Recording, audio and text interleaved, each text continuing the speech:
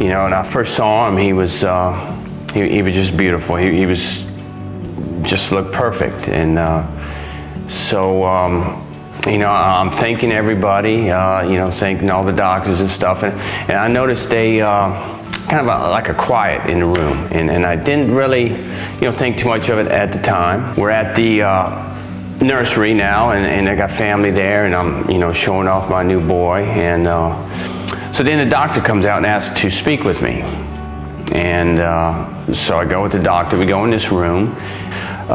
She mentioned that Landon had a chromosomal disorder, and to me, you know, I don't want to be glib or anything, but I said, oh, all right, what is he? Was he like, you know, Superman or something like that? And then she said Down syndrome.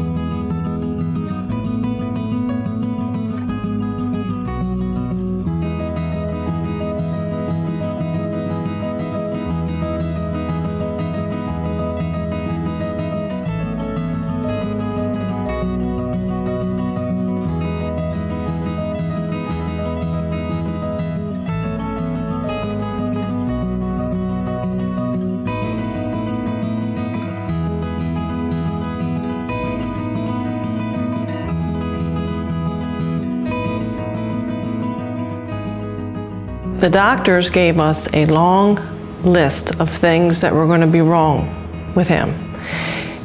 What they didn't tell us was what was going to be right with him. They don't tell you about all the love and all the joy that you are going to receive from this child. They don't tell you about your life experiences that are going to be created from having this baby. The impression that there's a negative stigmatism to kids with Down syndrome because there isn't a lot of information out there. And when when you're told something like that, it comes off as with a negative connotation, like it's going to be bad, and they never tell you. You have to search for your own positive information, and it's not, and it's scary because people are always scared of what they don't know. I was really devastated, you know, to find out that my son had Down syndrome. And I'll never forget, the physical therapist gave me Colleen's phone number, and she thought that, you know, Colleen would be a really good person to speak to. And I called Colleen, you know, and I was, of course, really nervous and really upset about my son having Down syndrome. And I called Colleen, and she was just so friendly and so happy and telling me that everything would be okay. And we just hit it off right away, you know. And then I remember hanging up the phone, you know, thinking, why is she so happy? You know, why isn't she upset like I am? And it's just because she realized what a blessing Landon was to her. You know, they were just like any typical thing. We were happy to be having another child. Couldn't wait to bring him home. And then we found out that he had Down syndrome. Things were going to be a little different. Everybody started getting information, finding out all they could about it. So the family was just great. You know, it strengthened us as a immediate family and as an extended family. First thing I learned with Landon is that he couldn't change who he was. I had to change who I was and my mindset, and change my heart. And if people didn't accept him for the way he was, then it was tough luck. It was their problem. My dad used to say goofy stuff leaving the house, even when I would leave. He'd be like, be cool, stay in school, read books, knowledge. I mean, he would just say that, or grab life by the horns. He had a corny line for literally every time he left the house. And so he went to go leave the house one day, and he turned to say goodbye, and he said, you know, increase the peace. And Landon, without missing a beat, said, green beans. So in our house, green beans was a way we would say goodbye, you know, after that, or hello. It's like aloha. You can either hello or goodbye. It works both ways. He was very intuitive, and he'd pick things up quickly. He liked music, he liked movies, he liked to be read to. He liked to pretend that he was reading and read just by looking at the pictures. So, and he loved to sing and he loved to dance. So I think that he had many skills that, you know, people just assume that they're just going to sit in a corner and that's it. So I think that he was very smart and picked things up very quickly. I don't think he was any way different than the next person. He may have done things a little bit slower or not understand it at first, but he picked things up right away and he wasn't any different. I think he helped with my patience. He was easy to be around, so it didn't matter if he took 100 years. I would have waited. Down syndrome children are loving, just as loving, if not more. You know, they love to be around people, they're friendly, they're happy. These children, they have a disability and it does affect part of who they are, but it's only a part, it's not a whole. It doesn't make or break them either way. Landon was the most popular kid in our class, easily. They loved him, just thought he was amazing, and just surrounded with friends everywhere he went. Older kids, younger kids, he was so well known in the school. I've seen so many special needs kids in specific areas, math, just that can outdo any child in a class that doesn't have special needs. I mean, there may be something in that one thing that they're specifically good at, but if they shine at it, then they can't be beat. They just will pick it and hold on to it and just be phenomenal at it, whether it be reading or math or art.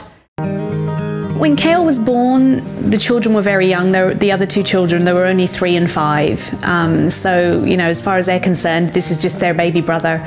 And that really still is the way it stayed. Yeah, they don't treat him any different. They don't treat him any different. They treat each other.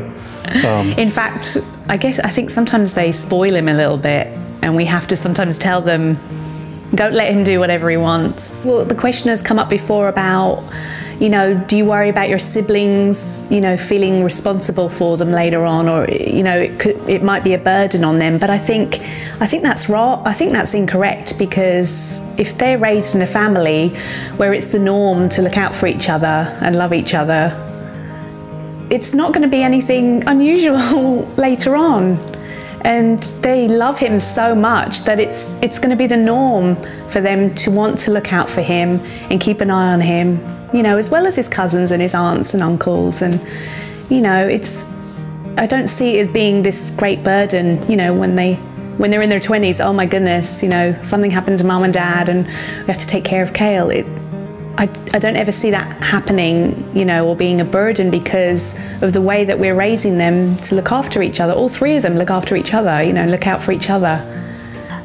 They're just like any other kid in the sense that they are loving and they would be your child, and they, you know, want the same things. They want to grow up, they want to go on vacation, they want to go to school, they want to have friends. And so it's a part of a person, but it doesn't really define them or you know, mean that they're going to have this only one path in their life.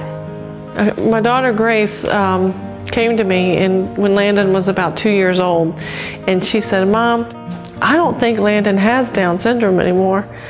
And I said, "Well, sweetie, he does have Down syndrome. It's just that we don't see him as having Down syndrome. We only see him. We see the boy. We don't see the syndrome."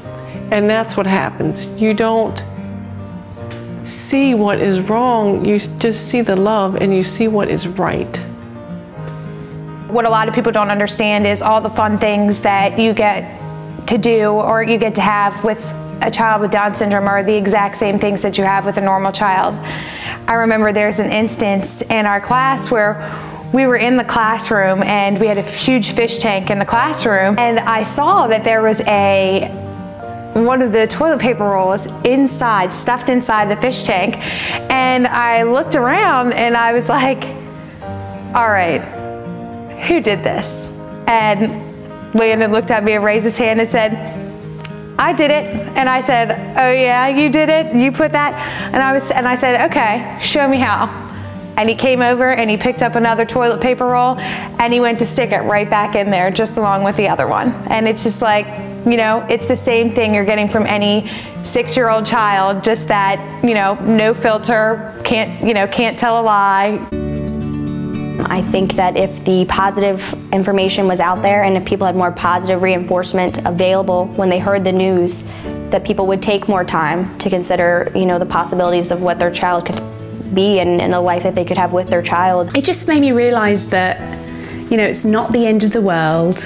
It's, you know, it doesn't mean your life is going to be bad, or, you know, it's not a punishment either. A child with Down syndrome is so full of love and joy, and they just spread it. It's like they spread it through the community. It's not, my son did not just touch our family. He touched an entire community. And it was just a chain reaction. Don't overlook the blessing. You know, it is a blessing. There's nothing but true and pure love in these kids, and so don't overlook it and think that you were shorted or think that you this is not what you wanted. It's actually you were probably given more than what you were expecting. Whenever I'm out and about and I see a family that has a child with Down syndrome or has a family member with Down syndrome, I get a ping of jealousy, and I wish that I still had that, and I miss that, and I just hope that they appreciate what's been given to them and to their family. Even if you know that you can't take care of this child, you know yourself you can't take care of it, there are people that can. So why not give it a chance somewhere? If it's not with you, give them a chance on life. I was so blessed to be a mother of a little boy with Down syndrome.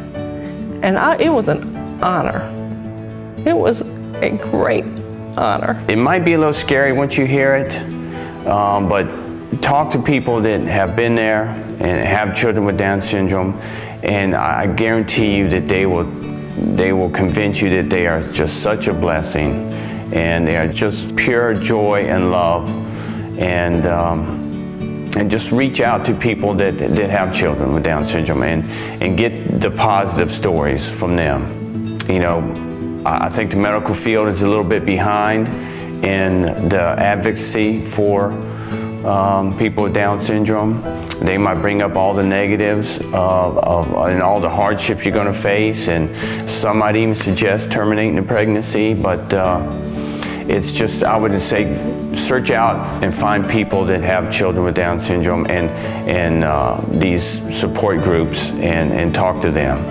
And I guarantee you they will shed some light on and share your journey with having these special kids.